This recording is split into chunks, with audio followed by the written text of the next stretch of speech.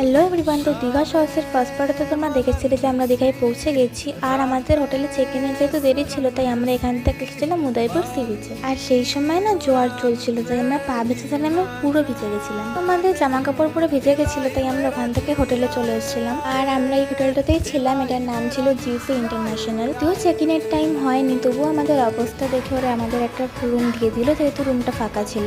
আমাদের রুম ছিল second floor, এখান থেকে পুলটাও পুরো দেখা যাচ্ছিল। তারপর আমরা রুমে ঢুকলাম, আর এই ছিল আমাদের রুম। তো রুমটা তো আমার বেশ ভালোই লেগেছিল। সারা রাত ট্রাভেল করে তো সবাই ভীষণ টায়ার্ড, তাই সবাই এসেই বিছানায় উল্টে গেছে।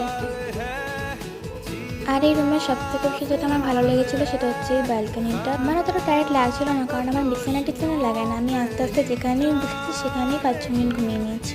তারপর চেঞ্জ করে আমরা হোটেলের বাইরে গেছিলাম ব্রেকফাস্ট করতে। আর এখানে আমি ডিম টোস্ট খেয়েছিলাম, যদিও ডিম টোস্টকে আমার পেট ভরে না, তাই আমি আবার ঘুগনিও খেয়েছিলাম। তো দেখা হচ্ছে পার্ট 3-এ।